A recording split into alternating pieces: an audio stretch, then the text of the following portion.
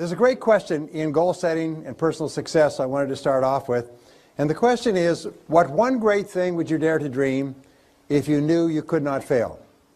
Now that's a great question. If you were absolutely guaranteed a success in any goal, big or small, short or long term, if you could wave a magic wand, take a pill, but you'd be absolutely guaranteed, what one goal would you set for yourself? And when you ask that question, usually big goals come into your mind. You'd be rich, you'd be famous, you'd be powerful. But when you ask the question, what happens is you start to realize that it is fear that holds us back more than anything else. Because if you were absolutely guaranteed of success, you'd be unstoppable. I mean, you would be a force of nature. If someone were to put a blessing on you and say that you are indestructible and you could accomplish any goal you ever set for yourself, whew, what different things would you do? Now, when I started off, I came from a poor family. I say I came by my feelings of guilt and unworthiness, honestly, because I was raised by a Catholic mother. And I grew up with no self-confidence, no self-esteem. I was kicked out of school several times. I misbehaved. I ended up spending half of my school in the library because I was kicked out of courses. I left school in the 12th grade and got a job as a dishwasher, worked as a laborer, lived in my car, dug ditches and things like that. So I had no self-esteem. And I began studying the subject over the years, and I found that your level of self-confidence, how much confidence you have in yourself to be, do, accomplish something, really determines the whole quality of your life. So what I found is that there's a direct relationship between how high your level of self-confidence is and your level of sales. One-to-one relationship between self-confidence and selling success. Because in selling, you've got to be bold, you've got to be courageous, you've got to take rejection and disappointment, you've got to get out there, you've got to face all your fears in order to get appointments, you've got to face your fears in order to ask for orders. So self-confidence is critical. Self-confidence is essential in business, because it's impossible even to start a business, to arrange a bank loan, to set up customers, to hire people, to all the things that are necessary in business require self-confidence. Also, what we have found is that your level of self-confidence is the critical factor in your level of sex appeal. Is that the more confident you are, the more appealing you are to other people. The more confident you are, actually the more magnetism you have. That's why actors and actresses who seem to be extremely confident have a certain amount of magnetism. So confidence not only is really important for us, it makes us feel happy, it affects and empowers other people, it causes people to treat us differently, we make more sales, we make more money, we marry better, we're better and more effective socially. Self-confidence is everything. And so I began studying when my confidence was very, very low, and I began looking at the subject of self-confidence. I find that there's three factors that interfere with our self-confidence. Number one factor is doubt and fear. Doubt and fear. This is really the greatest problem that human beings have. Throughout all of history, throughout all the books of religion and spiritual works and philosophy and psychology, fear and doubt and fear hold us back more than anything else. And then second of all, it's feelings of guilt and unworthiness. Feelings of guilt and unworthiness. And these are universal. And then finally, number three, is we have feelings of inferiority and undeservingness.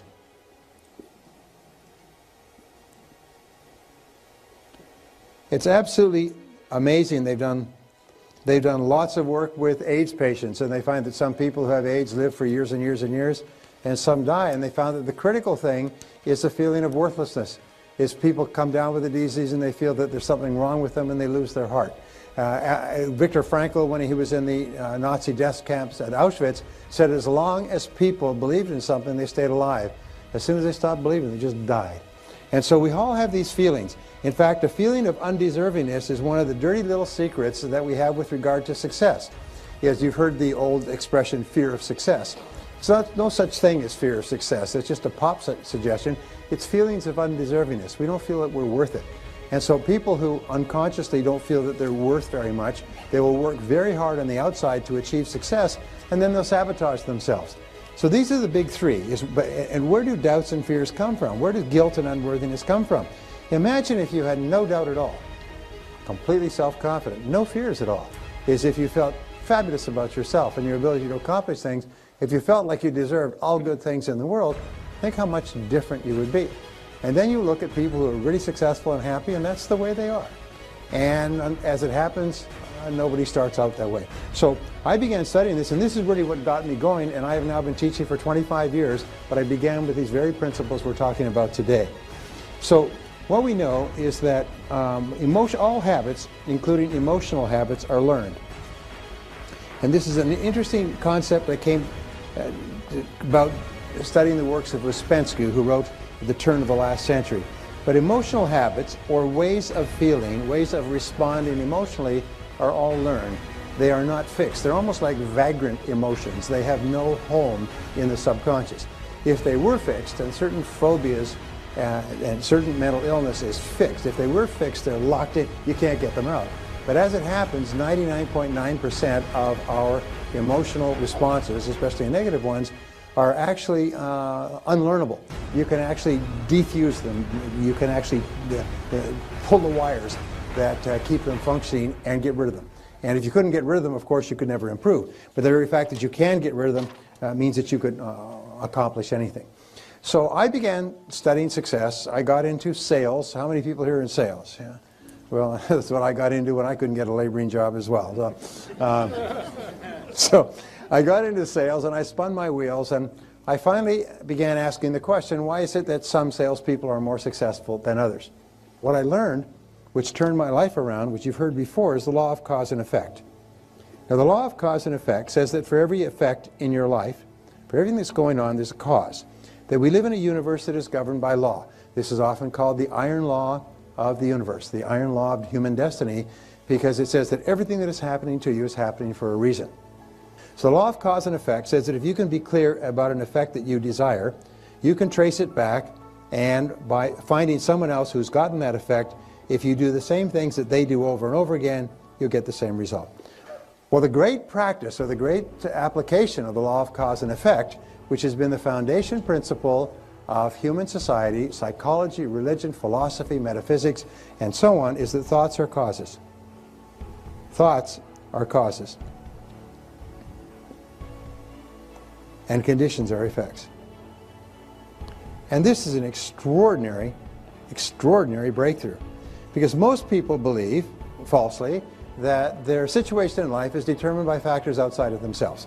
And I'll come back to this later because it's very important. Whereas the fact is that our thoughts, which are the only thing that we control, and which we do control, determine everything that happens to us in life. They determine the quality of our life, the quality of our relationships, the quality of our health, how long we live, how much money we earn, the home we live in, the friends and social relationships we have, our level of happiness and self-confidence. Thoughts are causes and conditions are effects. And over the last 5,000 years, a series of mental laws have been discovered. In fact, back before the time of Christ, there were what were called mystery schools. And mystery schools were schools of people who would withdraw to the mountains, and they would study for years. And over the course of the years, they would be taught these principles. Today, the great findings of the mystery schools are available to us as simple as gumdrops and newspapers. But 99.9% of people have not discovered them. So I want to give you some of the discoveries in the mystery schools, which many people today are rediscovering and going, whoa, it's like a teenager discovering sex. I mean, wow. Never seen it before. So the second law discovered in the mystery schools was the law of belief. The law of belief has a great cultural heritage. It's the foundation of virtually all religions and all philosophies. And it basically says this, is whatever you believe with feeling becomes your reality.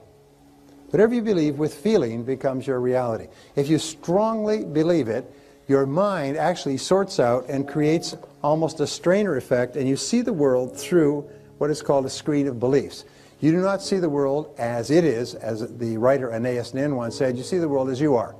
And you actually deliberately ignore things that are inconsistent with your beliefs. And you only see things that are consistent with your beliefs. So therefore, the law of belief is very powerful. Now here's the great tragedy, is some people have beliefs, and we don't need to go into geopolitics, but some people have beliefs that are, first of all, not based on reality. They are based on completely false information, which they're passionately attached to, and which are life-destroying as opposed to life-enhancing. I don't pass judgment on anybody's belief, but the way you can pass judgment on your own beliefs is, does it make you happy, and does it enhance the quality of your life and your relationships? I'll give you an example. When I had my first child many years ago, one of the child psychology books about raising children said the role of the parent is to break the will of the child at an early age. And as it happened, that was a common teaching in the 20s, 30s, 40s, even into the 50s, is that children, if they're too willful, will not respond well to instructions from their parents, so the parent's job is to break the will of the child. Well, you can imagine, we have a lot of grown people in our society who were raised by parents with that idea, and they're broken people. They're angry, they're drunk, they're alcoholic, they're overweight, they're frustrated, and so on and so forth, because at a very early age, like young colts, they were broken. So the law of belief says that we act based on our beliefs, even though we have self-limiting beliefs. Now here's a very interesting point, is that no one's born with any beliefs.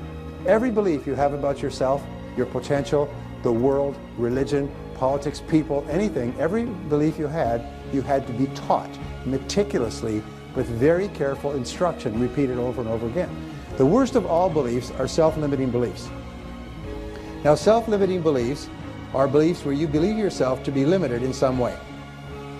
And so the starting point of using the law of belief on your behalf is, first of all, you ask yourself, what beliefs would it be useful or helpful to me to have?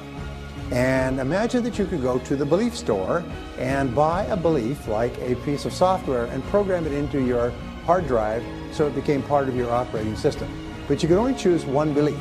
What would be a good belief to buy? That's that you can do all things that you think about and want to do. That's almost dead on, sir.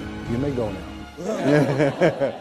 Well, a friend of mine spent 18 years studying the biographies of more than 500 men and women who had started with nothing and became successful. And he was looking for the common denominator of success, and he found it. He found that every single one of these people throughout their lives absolutely believed that they were going to be a big success. They absolutely believed they were going to be a big success when they grew up, and no matter what happened to them in their adult lives, and they never lost sight of that. Like the three wise men following the star, they felt that everything that happened was part of the process. Every setback was a lesson. Every pain was something sent to teach them something that would be helpful, and they never stopped believing in themselves. So if you could buy one belief, the belief is this, is that you are destined to be a big success, that you have incredible potential, that you're surrounded by incredible opportunities, and that you're going to be a huge success in life, and everything that's happened up to now is part of your preparation. So challenge your self-limiting beliefs. Don't ever say, I can't do that, or I'm not good at that, or something else. No, wait and say, wait, what if that's totally false? What if deep down inside of you have the ability to be extraordinary at something that's important to you? Whether it's skiing or skydiving or mathematics or selling or earning money or running a business. You probably have more ability than you can dream of, but don't sell yourself short.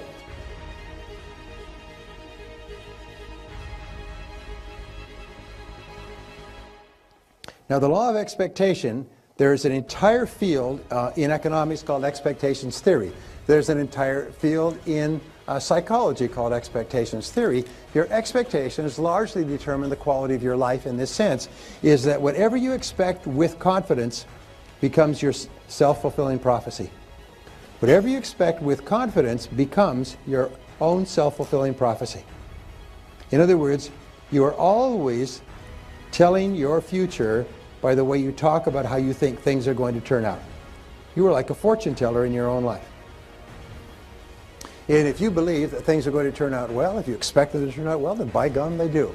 If you believe that you're going to be popular and that people are going to buy, and that you have a great product and a great company, and you're going to have a great life, and you're going to be accepted and well received by people, and then you act that way. So it's very, very important that you always expect the best. And this is the key: expect the best. Expect the best. Expect the best of yourself, expect the best of other people, but especially expect the best of people who look up to you. One of the discoveries at Harvard University is that there's two qualities of child raising that raise happy, healthy kids. Two qualities, by the way, that raise happy, healthy, powerful business teams as well, and sales teams. Number one is a democratic environment. A democratic environment is where everybody is welcome to express their opinions, and people discuss and debate and get feedback and so on and so forth, and they make their decisions based on consensus. So everybody feels valuable and important and respected. That's number one. For kids, it's phenomenal. Ever since my kids have been little, I always ask for their opinion. What would you like to do? Where would you like to go? Now as they grow up, we take turns. Where would you like to go for dinner? Where would you like to go? And so on. And the kids decide. And now, when they're adults, they feel that their opinion is valid. When they meet with other adults, they feel that their opinion is valid because they've been trained all their lives that their opinion is worth something. So number one is a democratic environment. Number two is a climate of positive expectations. Is the parents expect their kids to do well. Just like I tell my kids, you're going to be a very successful person when you grow up. You're going to do extremely well. You're going to be very popular. You're going to get good grades. When you expect the best of your children, children rise to your expectations. They may argue with you, they may reject, they may discount your positive statements because you're a parent, but it affects them at an unconscious level. I remember reading a wonderful line from a journalist. He said, "My father was not very talkative," he said. He was a good man, but he didn't talk very much. But I do remember him saying one thing which affected my whole life. He said, "Son, I expect you to do something worthwhile with your life when you grow up." He said, I still remember that because whenever it came up, he'd say, "Son, whatever you do, I expect you to do something worthwhile with your life when you grow up." He said, that rang in my mind all my life. He said, I've striven all my life to do something worthwhile with my life, just because of the positive expectations. So it's really important. Telling people that you expect the best of them. If you're married, telling your spouse that you believe in them and that you expect the best and you believe they'll be successful, and if they're not successful, then they'll learn something, they'll be successful next time. Repeating that over and over again is the greatest blessing that a person can have. Okay, so expect the best. Expect the best of other people, expect the best of yourself too. Okay. Now the fourth law is the law of attraction. Now the law of attraction is getting, a lot of traction today, a lot of buzz. The law of attraction has been around. It was discovered, first written about 3,000 years before Christ. The law of attraction is a very interesting law that combines with the other laws, but it says that each person is a living magnet. Now, along with the law of attraction, there's a couple of other laws. One is called the law of vibration. And the law of vibration, as you know, everything in the physical universe is in vibration, even thoughts. Now, what causes a thought to vibrate is the emotional component of the thought. A thought with no emotion just lies there. An emotion with no thinking is just out of control, like a random molecule. But a thought which is impelled by an emotion sets up a force field of energy that attracts into your life people, ideas, and resources necessary to achieve the thought. And the more powerful the emotion, the faster it comes into action. Now the interesting thing is all these laws are neutral. If you believe negative things, then that's what you will see, that's what you'll perceive, that's what you'll experience. If you expect negative things to happen, that's what will happen as well. So don't talk about things you don't want, because your mind is so powerful. It's this powerful engine that is sending out vibrations and attracting into your life people and circumstances in harmony with the things you're saying and the thoughts that you're thinking. If you're thinking negative thoughts, you're attracting those things into your life. Car crashes and burglaries and broken dishes and ripped hose and all kinds of things happen if you think negatively. So we say that you are a living magnet. And there's a second law. It's called the law of sympathetic resonance. Now let me give you an example of the law of sympathetic resonance which affects your life. If you had two pianos in a large room, and you went over and you hit the note of C sharp on this piano, bang, and you walked across the room to the other piano, the string of C sharp would be vibrating in perfect harmony with the string vibrating on the piano that you struck. Are you with me so far? Why? It's called sympathetic resonance. Now, where is sympathetic resonance especially relevant? Is when we meet the right person for ourselves.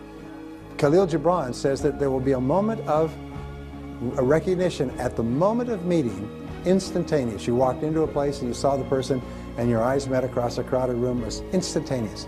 Well, it's the same thing. The law of attraction is a very interesting law, but it says that whatever thoughts you're thinking, positive or negative, are sending out this force field of energy that's attracting into your life people and circumstances in harmony with it. Now, thought energy is a very fine energy. If you were talking about throwing bullets or basketballs, you couldn't get them through the wall.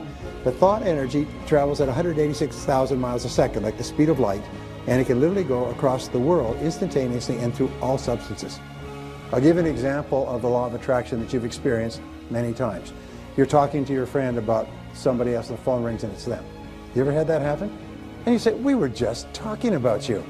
And the other person says, well, I just had this impulse to phone you. This happens throughout your life. If it happened once or twice, you could say, well, that's an interesting coincidence. But if it happens repeatedly throughout your life, then you know that there's a law at work. So how do you use the law of sympathetic resonance, the law of attraction? It's very simple. You keep your mind on what you want. And you think about what you want in very positive terms. You think about things that make you happy. You think about people that you love, and you think about success experiences. Interesting difference between winners and losers. Can you guess? Prior to every sales call or experience, both of them visualize and recall a memory. But winners recall their previous success experience and how happy they were about that. And non-winners recall their previous unhappy experience and how bad they felt and how depressed they felt and how unsuccessful and so on. So winners think of their past success experience and they set up a force field of energy that largely creates that experience. Sometimes when you walk into a room, if you are really up, people will turn their head. I mean, the vibrations will hit them. They'll turn their head. They'll notice that you've come into the room. So this is very much determined by the thoughts that you're thinking. We'll talk about this as we go along. So the law of attraction says you're constantly attracting into your life people, circumstances, ideas, resources in harmony with your dominant thoughts, but it is a neutral law. Nature is neutral in this sense. If you think negative thoughts and worried thoughts and anxious thoughts and angry thoughts, that's what you attract into your life. And so it's really important that you be aware of that.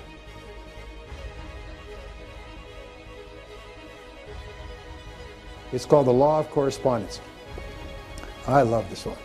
It's kind of a summary law in many ways, and it has an equation, and the equation is this. This is my favorite equation. Remember this for the rest of your life. The law of correspondence, which is talked about in the New Testament, the Old Testament, and many of the old books, simply says, as within, so without. As within, so without. What it says is that your entire world around you is a mirror that reflects back to you your dominant thoughts.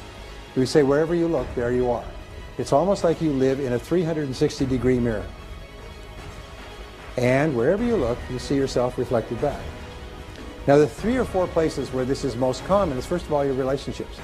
Now, remember, human beings are extraordinarily sensitive, so that if you have negative thoughts going on about anything, you affect the relationships close to you instantaneously. They'll pick it up across a crowded room.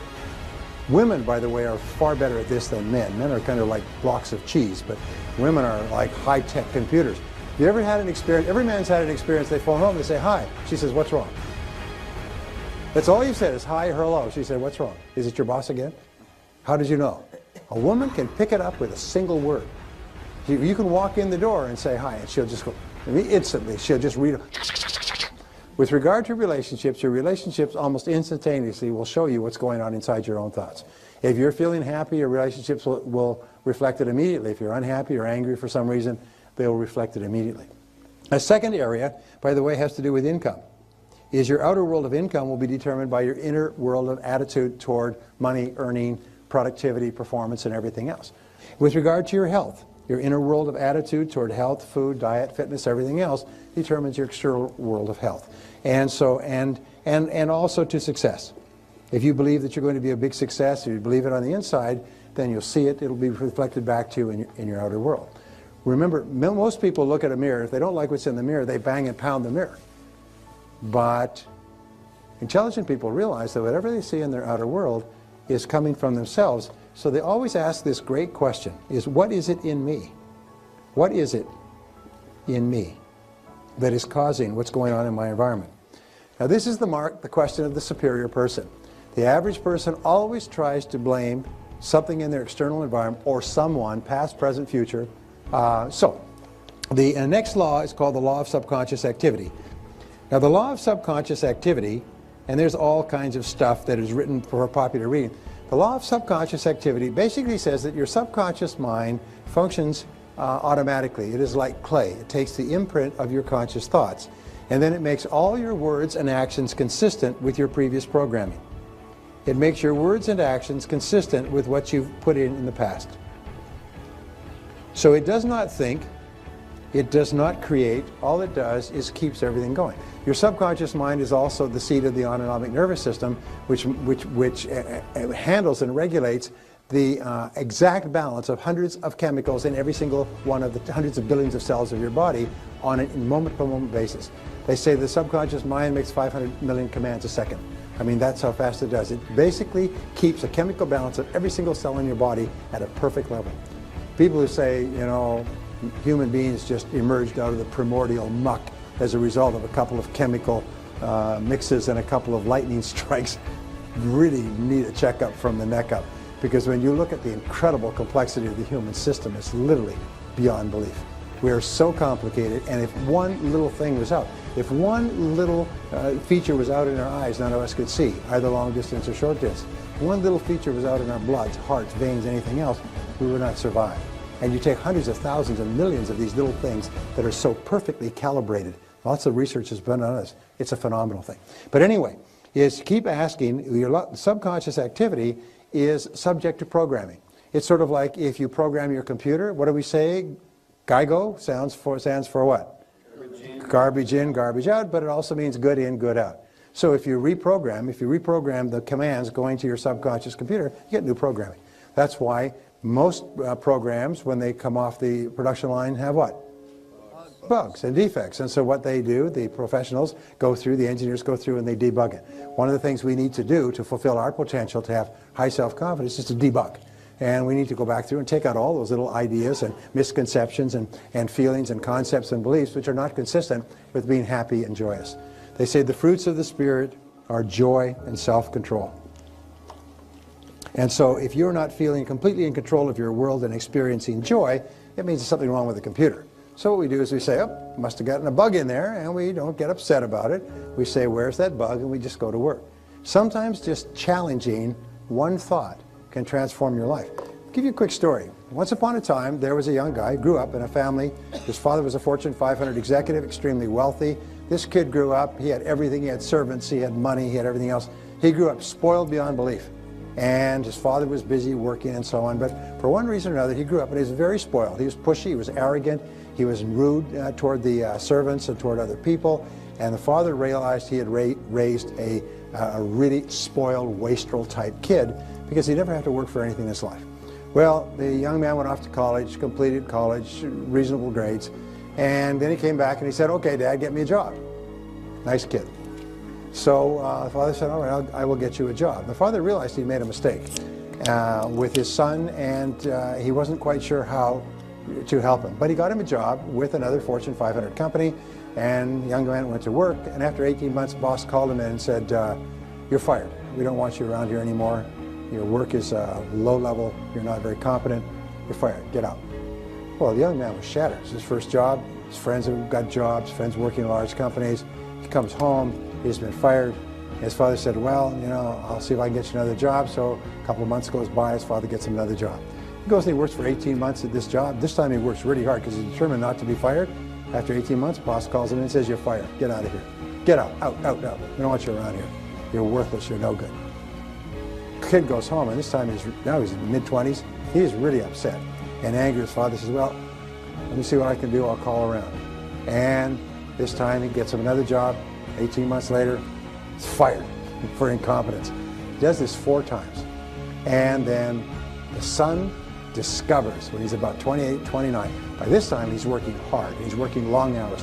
He's working himself silly so he could do a great job, so he could really work up. And he's doing a great job. He's gotten better and better, more disciplined, more focused and everything else, but fired 4 times in a row from major companies. And then he finally finds out somebody lets him slip. And he said, well, why am I being fired? He said, well, that was the deal. He said, what do you mean deal? He said, well, the deal was, I told your father I would put you on for 18 months, and he agreed as long as I would fire you at the end of 18 months. He said, quite honestly, you've done a fantastic job here, one of the best people we've ever seen, but that was the deal. This young man went home, and he was so, now he's in his late 30s, he is so mad. He gets into a shouting contest with his father. He swears at him, he says, that's it. He said, I will never talk to you. I will never have anything to do with the rest of my life. He walks out, leaves, he gets his own job this time with a Fortune 500 company, becomes a crack executive, moves up to a senior position. He's well paid, well respected. And at the age of 38, he's still mad. And he's talking to his spouse or something else and about his father and what his father did all the way in his 20s. And his spouse, his wife said, honey, did you ever think that maybe your father loved you so much he was willing to put you through all of that, knowing you'd end up hating him? But he did that to make you the kind of man that you've become today. And it was just like a whack in the face. And suddenly the son realized, in all honesty, he was a jerk when he came out of school. And that now he was a successful, highly respected person, and it would never have happened in the absence of those experiences. So he went to his father, he's now 38 years old, father's about 60-something, went to his father and confronted him and said, is this true? And he said, yes. He said, I hated to do it. He said, but I realized I made a mistake in raising you, and I had to compensate for it. I had to make you the kind of person that you could be, and that would only happen with adversity.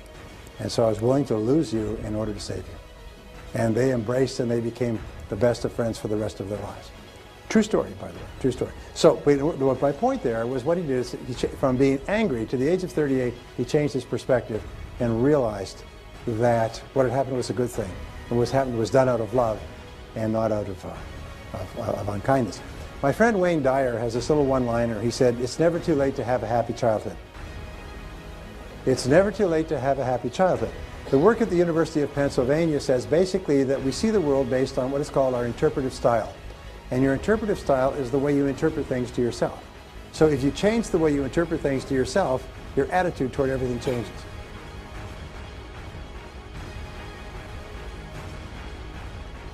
And the seventh law is the law of habit. And the law of habit says that whatever you do repeatedly over and over again becomes a new habit. So you can develop any emotional habit. You can develop an emotional habit of confidence, of optimism, of happiness, of joy, of positive expectancy. You can develop a mental habit by simply repeating certain things over and over again until you do. And I'm going to show you how to do that. So here's the bottom line. The bottom line, when you take all these habits together, all these mental principles together, is that you become what you think about most of the time. You become what you think about most of the time.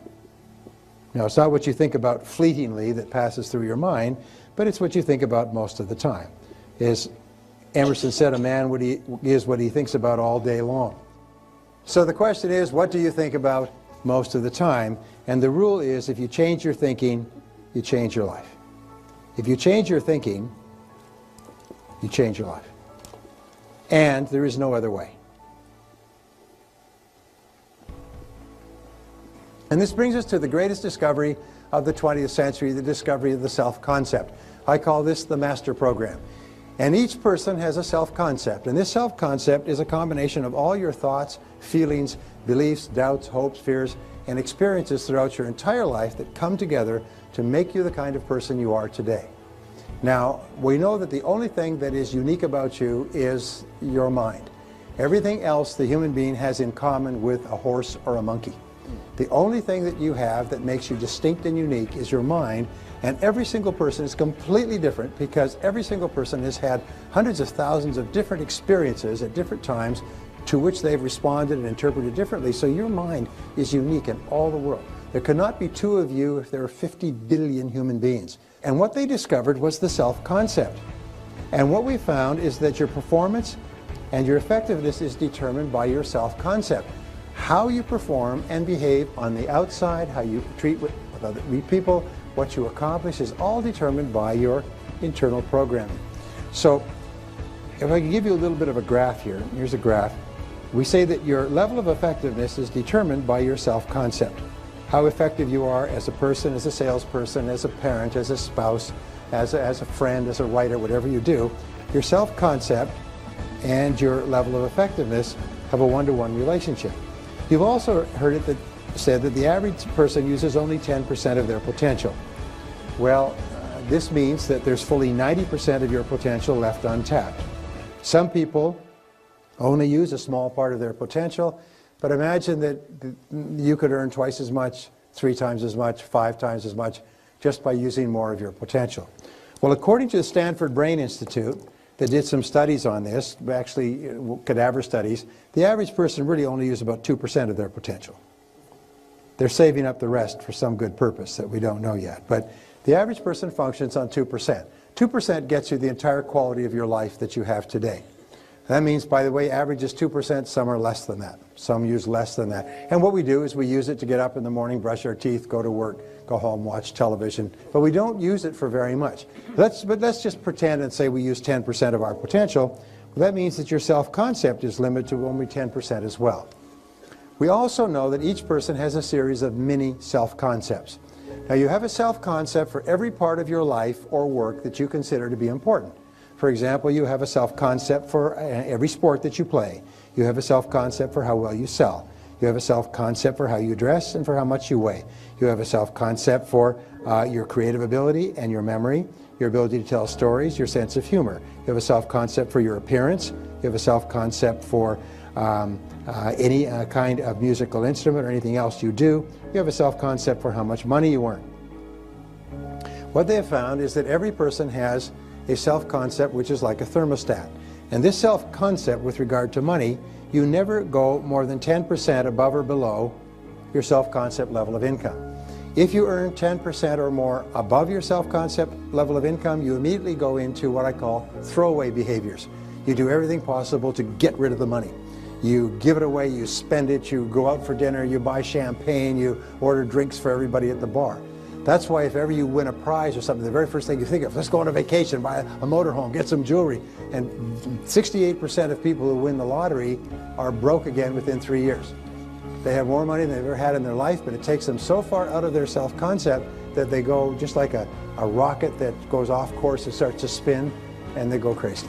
So if you earn 10% or more below your self-concept level of income, you engage in what are called scrambling behaviors, and you scramble to get your income back up. But once you're into that 10% range, well, plus or minus, you relax. And this becomes your comfort zone. This becomes your comfort zone. And the great enemy of human success is the comfort zone.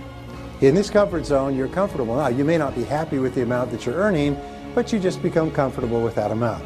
The only way that you can increase your income is to change your self-concept in relationship to income. And what we know is that your overall self-concept is determined by your self-concept in all the areas of your life that you consider important. We also know this, is that your self-concept is made up of 3 parts. Again, this is basic behavioral psychology. Number 1, it's made up of your self-ideal. Now, your self-ideal, like 3 wedges of a pie, consists of your values, it consists of your ideals, it consists of your goals, it consists of your hopes, it consists of your dreams, it consists of all those things that are inside you. And what we know is that there's a direct relationship between how clear you are about your goals and ideals and your self-ideal. What do we know about top people? Top people are clear about what they believe in, and they don't compromise their values. What do we know about little people, weak people? Is they're very confused about their values, and they compromise them for the slightest advantage. So my point is that people with a very clear self-ideal are much stronger and more powerful people than people who are unclear about their ideals. The second part of your self-concept is called your self-image. And there's hundreds of books on self-image psychology, but basically what they say is your self-image is the way you see about yourself and the way you think about yourself. Your self-image is called your inner mirror. Whenever you go to do anything, you check this mirror like a stage performer checking the mirror before they go on the stage. Before you go in to see somebody in a sales call, you just kind of check your inner mirror to see, how do I perform in sales calls? And your performance on the outside is largely determined by your self-image. 1-to-1. Remember that ratio. The third part of your self-concept is your self-esteem. Now, your self-esteem is the most important part of all. This is the emotional part of your personality. This is what I call the nuclear reactor core. This is the energy source. This is the power in the human personality. Your level of self-esteem determines your level of vitality, energy, personality, sense of humor, creativity, personal strength, influence, persuasiveness, and so on. So your self-esteem is critical, and your self-esteem is defined as how much you like yourself. How much you like yourself is the measure of your self-esteem, how much you like yourself. Here's an interesting point, is whenever your self-esteem, your self-image, your personal performance is consistent with your self-ideal, the person that you would most like to be, your self-esteem goes up. Whenever you do anything that is consistent with the best person you could be, you feel happy, you feel proud, you have greater self-respect, you have more energy. Whenever you do something that's not like you blow up, you get mad, you swear, you do something that that's not consistent with the best person you could be, your self-esteem takes a hit. But when you start to act in a way consistent with the best that you know, your self-esteem goes up. Well, here's the most important part, going down here, is we say that the most powerful words you'll ever learn are the words, I like myself. I like myself. I like myself. Whenever you say the words, I like myself, your overall self-concept goes up. Your self-image improves and your self-ideal clarifies. And as your self-image, as your self-concept goes up, your performance and your behavior in every part of your life goes up as well. They say the flip side of self-esteem, like a coin, is called self-efficacy in psychology. And self-efficacy is how competent you are. So whenever you do something well, your self-esteem goes up and you like yourself more. And the more you like yourself, the better you do. And the better you do, the more you like yourself. And the more you like yourself, the better you do. And you get onto an upward spiral. So what we found is the most powerful words that you can use prior to any event of importance are the words, I like myself.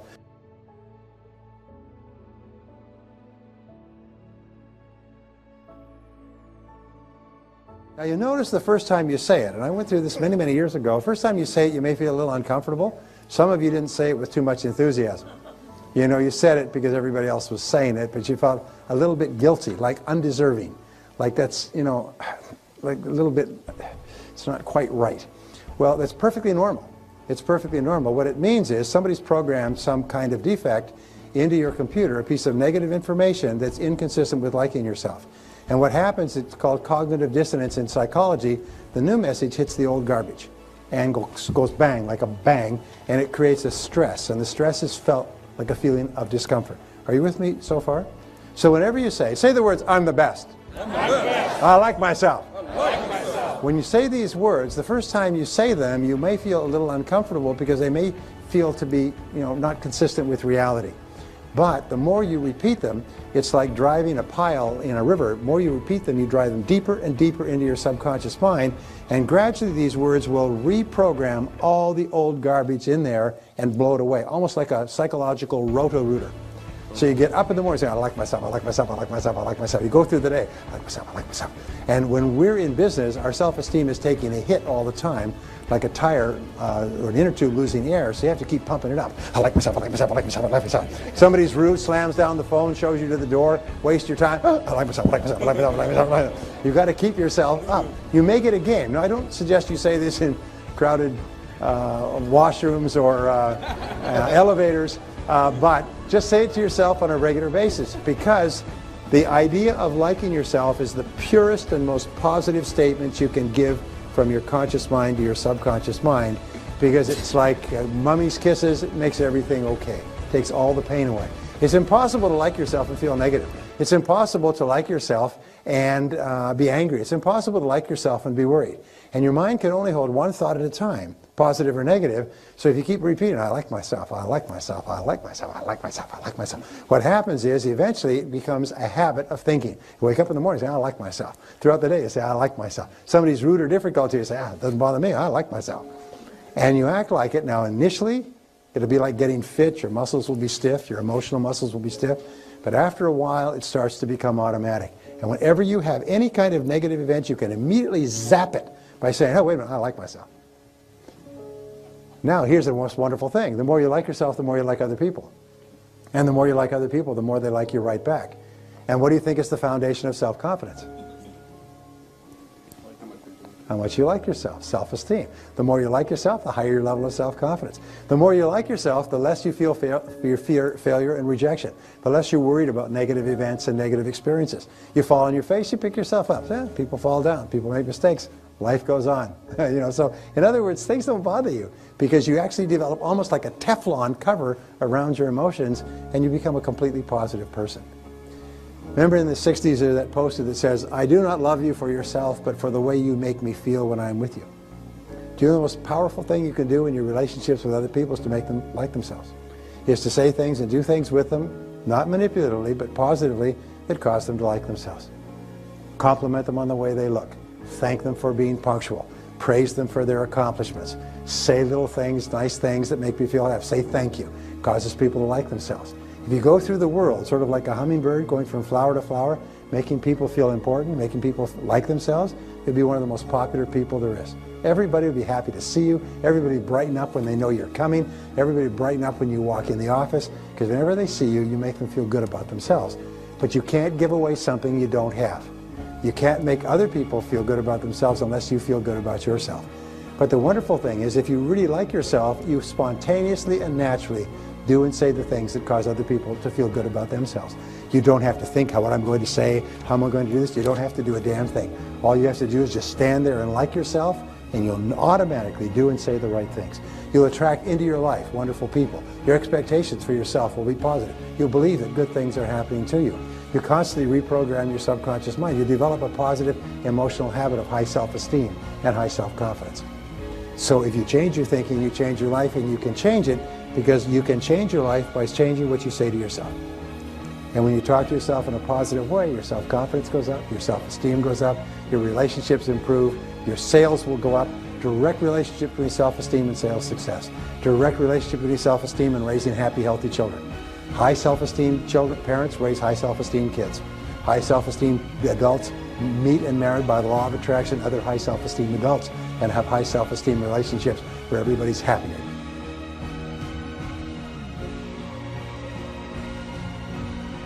What is the problem? Well, the problem is negative emotions. And the greatest single challenge we have are negative emotions and negative habit patterns. Positive habit patterns are joy, love, spontaneous humor, happiness, compassion, and so on. But negative emotions are the greatest enemy of all. We can only improve our lives to the degree to which we free ourselves from our negative emotions. And the good news is that no child is born with any negative emotions. All negative emotions are learned from infancy onward. And that's a good thing, because if it was not true, then we could not get rid of them. Because if it was part, like our eye color or our hair color or our height, we couldn't get rid of it. But it's not genetic, it's not fixed, it's learned, and it is therefore relearnable or unlearnable. You can, in other words, just reach in and short circuit the negative emotion circuits which we've learned. So here's some of the things that we know about negative emotions. And when I began studying this, I spent something like 5 years studying this, and it changed my whole life. Is we know that negative emotions are the greatest single obstacles to success. They're the things that hold us back more than anything else. And let me show you where negative emotions, the negative emotions tree. This is the negative emotions tree. This is my own creation, by the way. Here's the trunk, here's the ground, and here's the roots. Okay. Now, where do negative emotions, first of all, what are the most popular negative emotions? There's about 54 negative emotions in the textbooks, but the worst of all are fear. Fear is a terrible negative emotion. And then there is a doubt, which we talked about before. That's a killer. And then there's envy, which goes along with resentment. Envy and resentment are like twin sisters that go around together. Because if you envy somebody their success, you resent them their success. And of course there's jealousy, what Shakespeare called the green-eyed monster. Jealousy is a terrible thing, which comes from low self-esteem. People experience jealousy when they feel that I'm not good enough. And then there's hatred. And then, worst of all, there's anger. Now, we know that the roots of the negative emotion tree, and by the way, there's lots more, but the roots of the negative emotion tree are two things. They are, first of all, I'll put this up here, they are justification.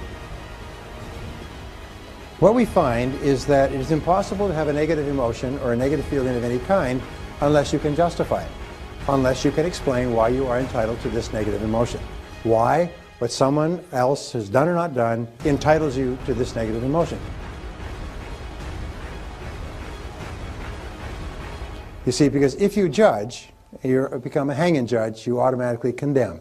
If you judge and condemn, you justify, create negative emotions. The worst thing of all is it doesn't affect the other person. It affects you. So if we stop justifying, the negative emotion starts to die. The second part is identification. Identification is where you take things personally. And this is very common. We hear of something that happened, we take it personally, we become angry and upset. of something that's happened to someone somewhere else. So if you don't justify and tell yourself you're entitled to this emotion, if you don't identify and take it personally, the emotion starts to die. The fruit starts to die. However, what's more important is the trunk of the tree. The trunk of the negative emotion tree is blame. And all negative emotions require, for their survival, blame. If you stop blaming, you stop the negative emotion. And it's almost like your negative emotion tree is like a Christmas tree that's plugged into the wall. If you jerk it out of the wall, if you jerk it out of the wall and you cut down the trunk, if you stop blaming, all your negative emotions stop. I told you I spent 4,000 hours, spent years studying this subject. I was overwhelmed by its enormity, because the key to your fulfilling your full potential as a human being is to eliminate your negative emotions. Because if you eliminate negative emotions, what's left? Only positive emotions. Happiness, joy. The one common goal that all human beings have is to be happy. To be happy and joyous and loving and feel wonderful about themselves and their relationships. And the only thing that impairs that is negative emotions. And these negative emotions we'll talk about in a second, or learn. So the key is to stop blaming. And the way that you stop blaming is with a very simple 3-word neutralizer or zapper, and it is the words, I am responsible. I am responsible. So say it. Say, I am responsible. I am responsible. So from now on, whenever you think of anything that makes you mad, just say, wait a minute, I'm responsible. I'm responsible. I'm responsible. You see, your mind can only hold one thought at a time, positive or negative. It cannot hold the thought of responsibility and the thought of anger at the same time. Now, people are going to give me every conceivable response to this position, because nobody wants to give up their negative emotions. Doggone it, you've paid for those negative emotions. You've spent years keeping them alive and fertilizing them and justifying them and talking them over with other people and putting water on them and thinking about them and so on. People love their negative emotions. To get them away, you almost need a crowbar to get people to give up their negative emotions. In fact, what we have found is that if you have just one negative emotion that you will not part with, that alone can sabotage your whole life. So the starting point of your achieving the greatness that is possible for you is to get rid of the negative emotions. So when we talk about I am responsible, your ability to respond in an effective way is the critical measure of how much you become as a human being. In other words, if you can respond effectively to crises, problems, upsets, which may not be legally your fault, if you can respond positively and effectively, it means that you've come a long way. It means you've become one of the best developed human beings on our planet. Because average human beings fall apart, get angry, blow up, go into chaos, throw fits, have tears, threaten to sue, and pour the drink down their throat and everything else when they have a reversal. But not top people. Top people say, stay calm here. What's happened? Let's look at it. What do we do now? What's our next action, and so on. So by saying I am responsible, whenever you feel something angry, you neutralize the negative emotion. If you keep repeating the words I am responsible over and over again, pretty soon they become an automatic mantra. Something happens, you start to become angry, you instantly say, wait a minute, I'm responsible. So we know that no child is born with any negative emotions. Children come into the world and they have an incredible need for love. Love is the most powerful need that children have. The child needs love like roses need rain. They come in completely pure. They have no negative emotions at all, except for 2. They have only 2 fears: fears of falling and fears of loud noises. All other negative emotions must be taught to the child from childhood. When a child comes into the world, they have 2 wonderful characteristics. First of all, they're completely uninhibited. They laugh, they puke, they pee, they poop, they cry, they do whatever they want. In other words, they're completely uninhibited. They have no inhibitions at all. As far as the child's concerned, the child can do anything. I can do anything. These are the words of the early child. The second characteristic a child comes into the world with is they're completely spontaneous. They do exactly what they want, they say what they want, they cry, they gurgle, they pee, they squeal, they play, they do whatever they want. They say, I don't have to do anything. You notice that with children? I don't have to. And so these are the 2 characteristics. Very early in life, because of mistakes that parents make in upbringing, especially destructive criticism and conditional love or withdrawn love, children begin to develop the 2 major clusters of negative habit patterns from which all others come. Almost emotional cancers, if you like. The first is they develop the inhibited negative habit pattern, or inhibitive negative habit pattern. The inhibitive negative habit pattern is characterized by the words, I can't. When the child is young, the child wants to touch and taste and smell and feel and get anything and touch things and grab knives and crawl around and run out in traffic. And parents often say, don't, get away from this, stop it, put that down. How many times have I told you? And they punish the child, at an early age when the child is incapable of comprehending why the parent is getting so upset. All the child hears is the parent's angry voice, and sometimes the physical punishment and the shouting and the putting in their bedroom or putting in their crib. The child at a very early age starts to develop this idea, I'm too little, I'm small, I'm incompetent, I'm incapable, I can't. So every time they try something, they get a spank or a punishment, I can't. What happens is that this child begins to form this impression that I can't, and as the child grows, the child begins to extend it to the rest of the world. I can't learn this, I can't do this, I can't get a good grade, I can't get a good job, I can't form a good relationship. As adults, whenever the child is confronted with a new risky proposition for which there's no guarantees, the natural response is, I can't. What if I lose? What if it costs me money? We call this the fear of failure. And the fear of failure is the greatest single obstacle to success in adult life. Now here's an interesting thing, physiologically, is the fears are actually experienced in the human body. And we feel it first of all in the solar plexus, then in the heart, then in the throat, then in the head, and sometimes in the bladder. Well, the next negative habit pattern, number 2, is called the compulsive negative habit pattern. And the compulsive negative habit pattern, which is the second constellation, is characterized by the words, I have to. And it's associated with what we call the fear of rejection. The fear of rejection, fear of criticism, the fear of disapproval, which is terribly important to us as members of a society.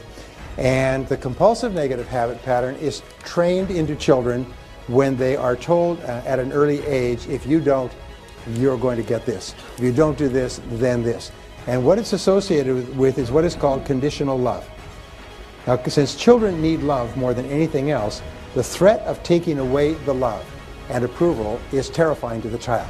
Terrifies the child. It actually traumatizes the child to have their love taken away. Children need love the way that we need oxygen, or that the patient needs blood. If you pull away the love or give it back and pull it away like this, the child goes into a constant state of turmoil emotionally. As adults, they are hypersensitive to the reactions of others. They can't make any decisions for fear that others will disapprove of it. They are extremely worried about what others may say. They're concerned about the Joneses and everything else. They are so concerned about what others may do that they don't have a mind of their own. Does anybody know what I'm talking about? And this always goes back to childhood and to conditional love, where the love was given and taken away, or maybe never given at all. And what it does, it traumatizes the child. Now the worst of all, which is what affects most adults, is I have to, but I can't. I can't, but I have to. I have to, but I can't. And they're torn back and forth. Most illnesses, you know, in our society is psychosomatic in origin. Psycho, the mind, makes soma, the body, sick. Prolonged confrontation with these fears makes you physically ill.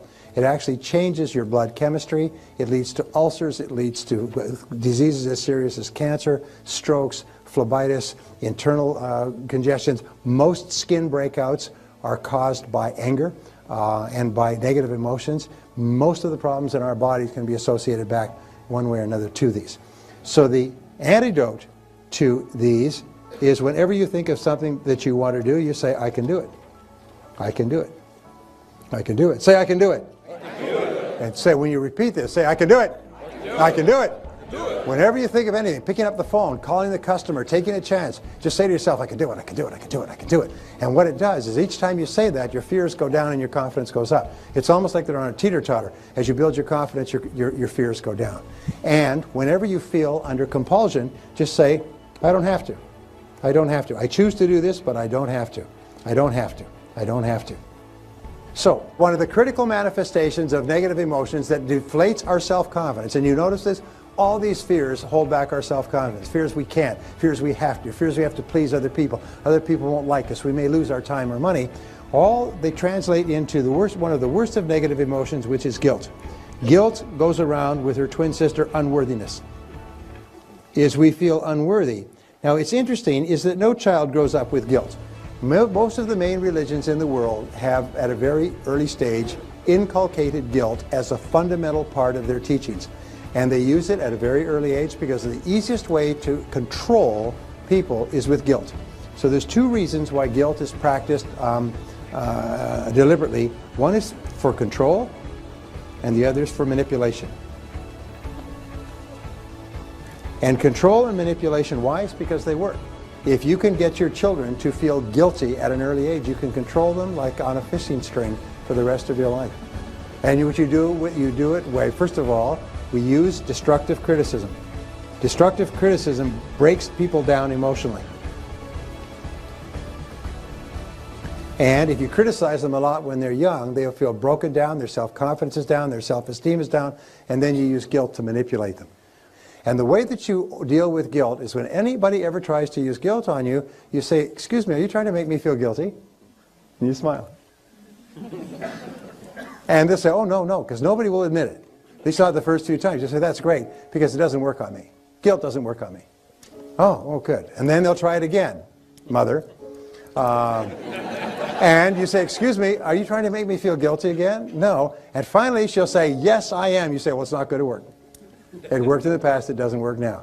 Is always say when a person says anything, "Are you trying to make me feel guilty?" That immediately stops the game. The game only works if it's underground. As soon as you bring it up and put it on the table, the game stops. And you don't allow people to make you feel guilty. Because guilt is totally destructive. It destroys your soul. It undermines your self-confidence. So the way that we get rid of guilt, and we'll talk about this in a couple of seconds, the final principle I have to teach you is the most important principle in self-confidence, the most important principle in personal development, and it's based around another law, and it's the law of forgiveness. The law of forgiveness. Now, the law of forgiveness says that you are a healthy person to the degree to which you can freely forgive and forget offenses against you. To the degree to which you cannot, you move down the human totem pole and you become a less and less person. A person who can forgive nothing is a person who's totally destroyed psychologically and emotionally. So how do you deal with forgiveness? Number one, forgive your parents. You do not become an adult until you have forgiven your parents 100% for every mistake they ever made. Remember, it's never too late to have a happy childhood, so just go back and forgive your parents. If they're no longer with you, forgive them and let them go. So the second thing, forgive any relationship that you ever had that didn't work out. Now this is hard because it's so personal and it's so painful. But if you can forgive your parents, that's a real good warm-up. Most people are still mad at their parents in their 50s. If you then forgive every previous relationship, you accept that you were at least partially responsible for getting into the relationship. You were definitely responsible for staying in the relationship. You just say, "I am responsible, I am responsible, I am responsible. I bless them and let them go." And just let it go. Because in letting them go, you set yourself free. By not letting them go, you're keeping yourself in prison, in an emotional prison.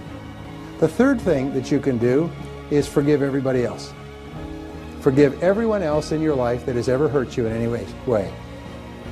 Every past childhood slight, every sibling, every person in your family, every person you ever worked for, every lousy boss or person who cheated you, lied to you, robbed you, and everything else, and so on.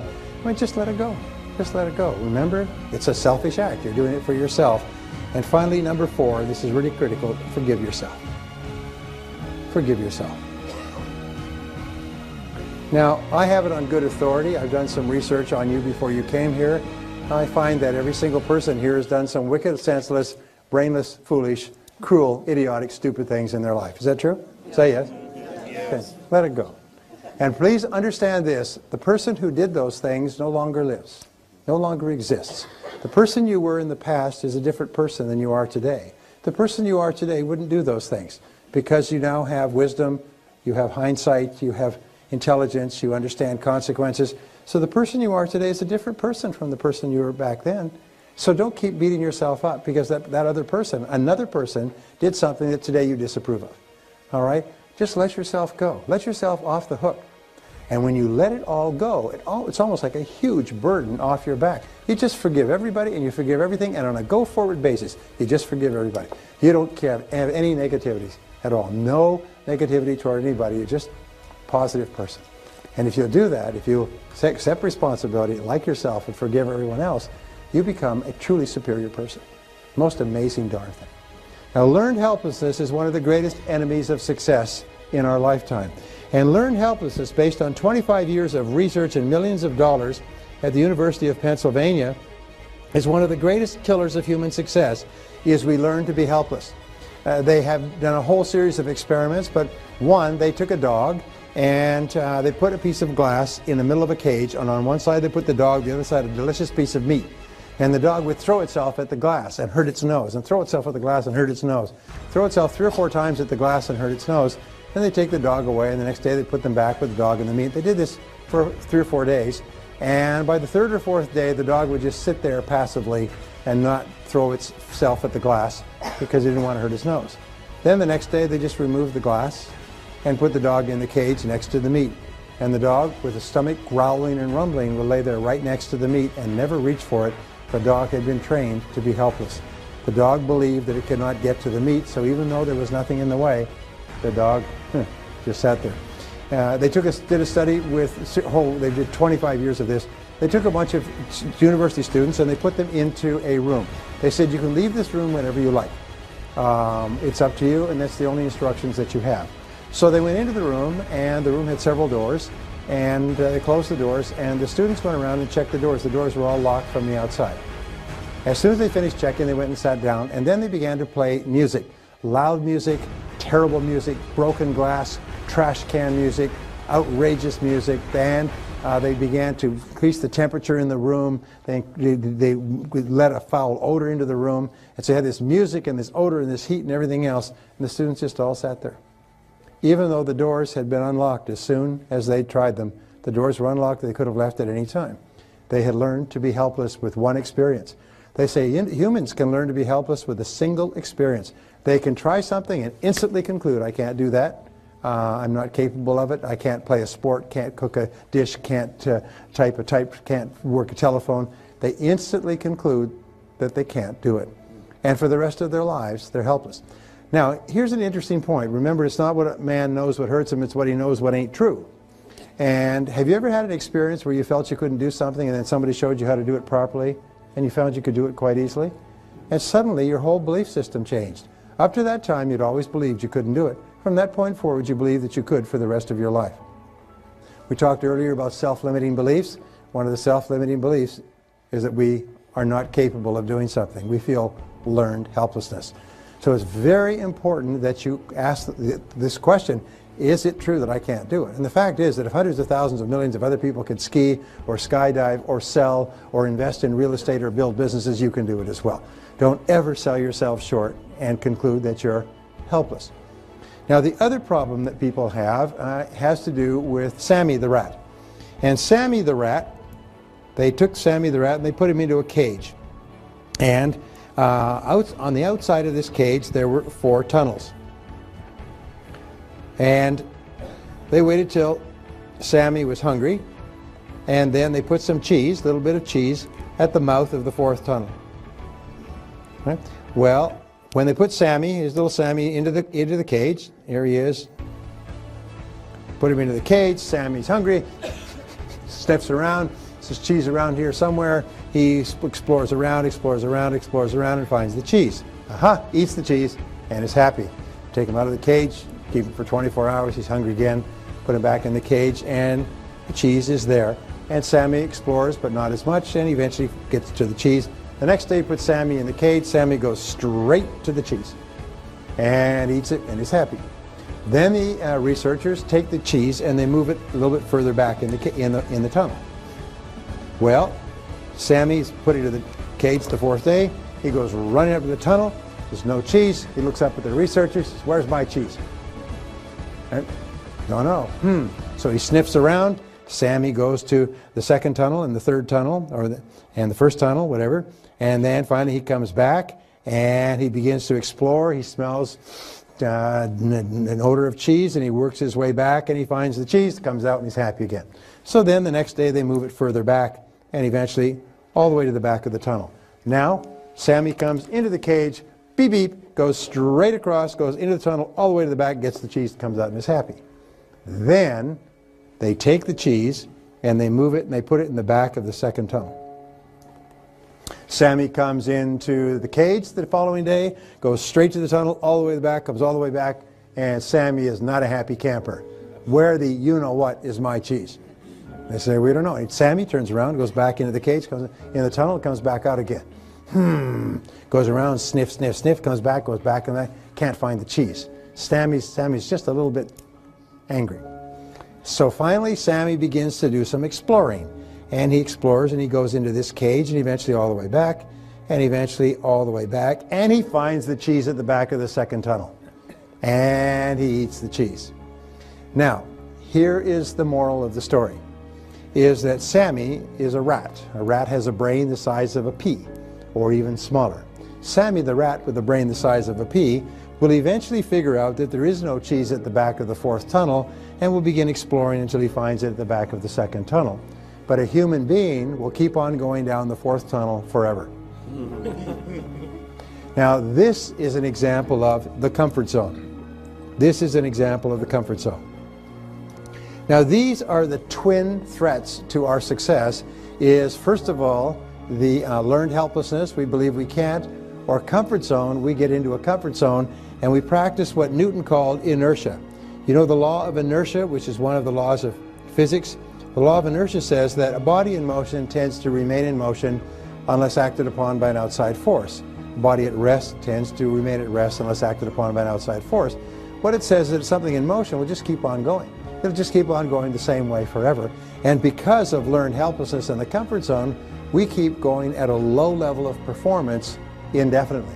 And then we use the same reasons for negative emotions, we justify it. And we explain the reason I can't is because of this. It's my upbringing, it's my childhood, it's my education, it's my boss, it's my bills, it's my family. And we think of all the reasons why it's not possible for us. And what we do is we fall in love with our excuses. We develop a disease called excusitis, which is an inflammation of the excuse-making gland, which is invariably fatal to success. So in order for us to break out of learned helplessness, we have to realize that anything that many other people can do, I can do as well. I may not be able to do as quickly as them, but I can do it as well. We need to break out of the comfort zone by setting bigger goals. And it has to be a goal that's worthy of you, so it's got to be something big and exciting. Now you don't have to worry how you're going to achieve the goal, because if you can be clear about the goal, all the mental laws begin to work for you, including the final mental law, which will be the basis of our seminar next year. It's called the law of superconscious activity. Now the law of superconscious activity is really one of the greatest laws of all, and it says this: because of the superconscious mind, which is a mind that puts you in tune with the entire universe, everything past, present, and future, every idea and possibility, and comes to you through intuition and through coincidences.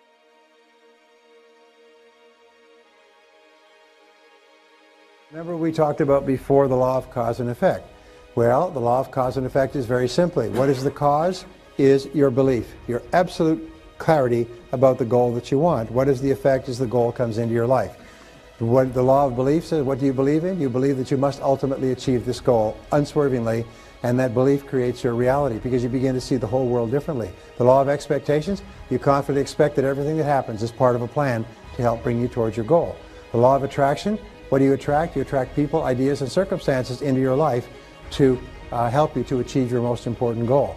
The law of subconscious, the law of correspondence, your outer world corresponds to your inner world of goal setting. The law of subconscious activity, you continually program your subconscious mind with a clear picture of your goal, and your subconscious mind arranges all your words and actions so that they fit a pattern consistent with achieving that goal. And the law of habit is you think about your goal repeatedly over and over again until it becomes a habit to wake up in the morning and think all day about your goal. And so all you need to do to raise your self-confidence, your self-esteem, and your level of attainment high is to have an absolutely crystal clear goal and work on it every single day. Psychologists recently have concluded what I started teaching 25 years ago, that as you feel yourself moving towards something that is important to you, your self-esteem and self-confidence go up. You feel happy, you feel powerful, you feel strong, you feel a surge of energy and elation, you're more creative. All of your best qualities emerge. How do you blot out all the negatives in your life? You think about your goal. Whenever you think of something that makes you unhappy or negative, you swing your thoughts off them like a searchlight and you think about your goal, and you talk about your goal, and you work on your goal. Because your mind can only hold one thought at a time, and if you're totally determined to achieve a single goal and you think about it and work on it every day, eventually all the other things will fall away. There's a wonderful line we use that says, when you turn toward the sunshine, the shadows fall behind you. And when you start to think about your goal, the shadows fall behind you, and all the little negatives begin to disappear. And if you start to think about things that make you mad, you say, wait a minute, I'm responsible and I like myself. I can do it. I can do anything I put my mind to. You just talk to yourself, you become your own cheerleader.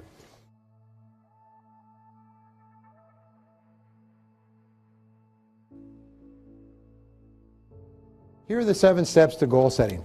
First of all, decide exactly what you want.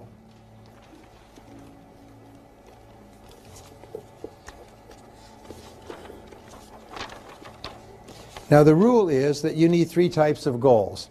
All right, you need business and career goals, because we have to make a living and pay the bills. Also, you need personal and family goals. You need personal and family goals because these are the most important things that we do. And number 3 is you need self-improvement goals. Whatever got you to where you are today is not enough to get you any further. You can't get any further in life today with your current level of knowledge and skill. Your business and career goals are the what that you want. Your family and personal goals are the how, or the why you're doing what you're doing, and your self-improvement goals are the how. So decide exactly what you want, and that's the starting point, and make sure you have a balanced set of goals. You can work on 10 to 15 goals at a time, but as we say in a minute, you have to have one major goal. Number 2 is write it down. Write it down, make it specific, and set a deadline.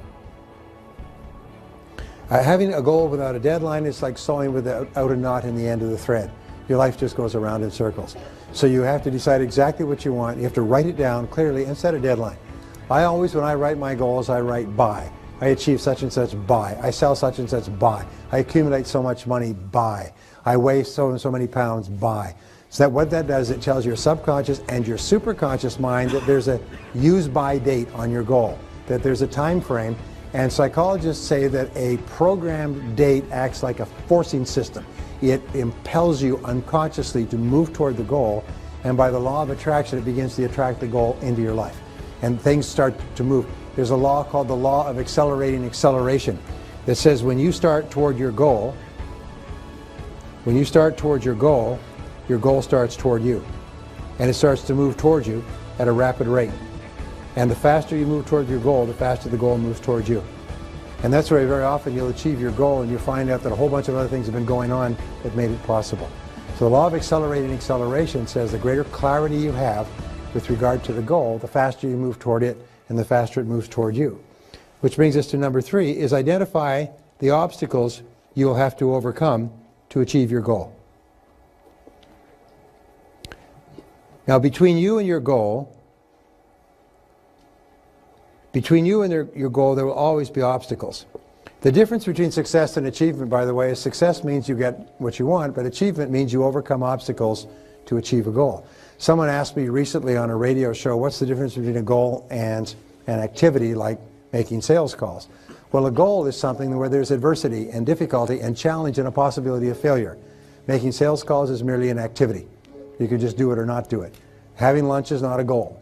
Going for a walk is not a goal, it's an activity. But a goal is something that's big, measurable, important, that can have an effect on your life. So identify the obstacles. And what we know is that here is you, and between you and anything you want, imagine there's a road, and here's your goal. And on the road, there are detours and there are construction and side tracks and so on, but there's always one rock that has fallen off the mountain onto your goal. So the question is, what is your rock? What is the major obstacle that stands between you and the achievement of your goal? And what we know in the answer to this question is the 80-20 rule that says that 80% of your rocks, your big obstacles, are within yourself. They are within your own knowledge, your own skill, and within your own qualities. Someone was asking me earlier about self-discipline. Does everybody here feel they need a little bit more self-discipline? Say yes. All good people, even the most highly disciplined people, feel their self-discipline sucks. It's interesting. People that don't think about it have no future at all. I can tell you that. But we all, the reason you're successful is because of your level of self-discipline, but we all have the nagging feeling that we need more. And you're right. we need more, and we can never slack off. It's like working out with muscles, and you stop working out with them for any period of time, they start to get sloppy again. You just have to keep working self-discipline all the time. You never get it down perfect. So 80% of all of your rocks, the obstacles that hold you back, are within yourself. Only 20% are external. So remember we said earlier, the question is, what is it in me? If you're not achieving a goal, say, what is it in me? What quality, skill, ability, attribute am I lacking? And then go to work on yourself. And very often that's where you'll find the problem. Now, number 4 step in setting goals is identify the additional knowledge and skills you will require. As Les Brown would say, to achieve something you've never achieved before, you have to become someone you've never been before. You have to learn something you've never learned before. You have to apply something you've never applied before. Identify the additional knowledge and skills you will require. Now, here is our discovery, and it's this, is that there's usually one skill that is your rock. It's your major constraint on your success. And the way you discover your one skill is you ask yourself this magic question. This, by the way, is a life-changing, double your income, transform your future question. One of the best I've ever learned. You say, what one skill, if I was excellent at it, would help me the most? You could say, would help me the most to achieve my major goal, would help me the most to double my income, would help me the most to achieve financial independence. Which one skill would help you the most? And when you ask this question, the answer will pop into your mind, and almost invariably it is a skill that you don't like. It's prospecting, it's closing, it's telephoning, it's something that you don't like to do. Now, why is it that we feel uncomfortable with a particular skill or in a particular skill area? Why? Because we're not good at it yet. We're just not good at it yet, that's all. And however, the good news is that it's a learnable skill. So here's the 2 rules, which I shared with you in the past. Rule number 1 is that any skill is learnable. All business skills, all sales skills, all money-making skills are learnable skills. Everyone who has them today at one time did not have them at all and learned them. Everyone who has them today was once uncomfortable and nervous and embarrassed and frustrated with them and has now mastered them. So all skills are learnable.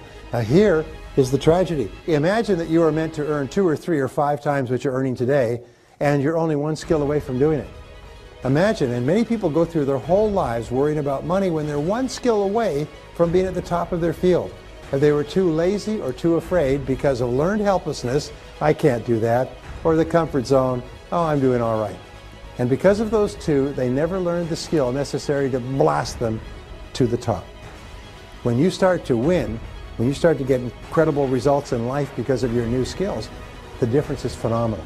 And if it takes you a week, a month, a year to learn the skill, the payoff is so great you forget instantly all the work of learning the skill. So don't let yourself be held back because of a missing skill. So the first rule is you're only one, is that all skills necessary for success are learnable. The second rule is you are probably only one skill away from doubling your income right now, and you know what that skill is. Don't let that skill hold you back because of learned helplessness or because of anything that's happened in the past. If other people can master that skill, so can you. Is that right? Say yes. Yes. Very important. And if you wonder if you can master the skill, just repeat the words, I can do it. Number 5 is identify the people whose help and cooperation, the people whose help and cooperation you will require. You'll need the help and cooperation of your family if you're going to accomplish big goals. You'll need the help and cooperation of your boss. You'll need the help and cooperation of your customers and your bankers and your friends.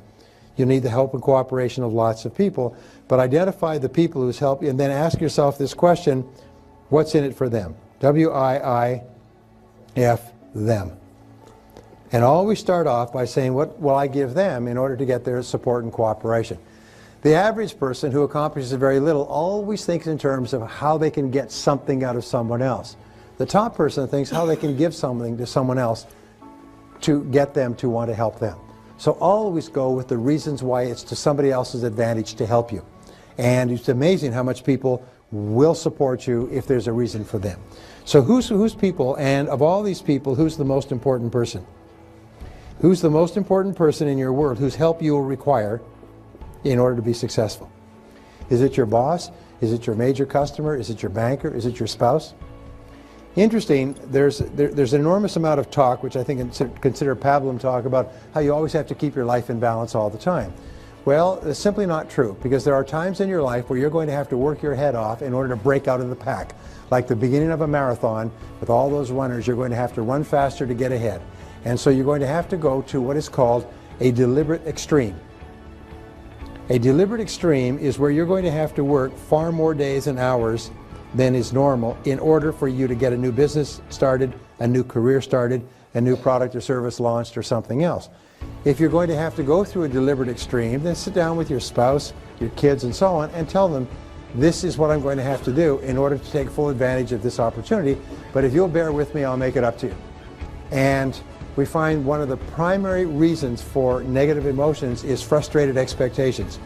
In life, if what you will do is you will explain to people what's going on before they become angry and upset, if you will then tell them so that their expectations are consistent with reality, you'll eliminate most of your problems. Number 6 is make a plan. Make a plan. And plans are very simple, because what you do is you just make a list. You start off with a list of everything you'll have to do.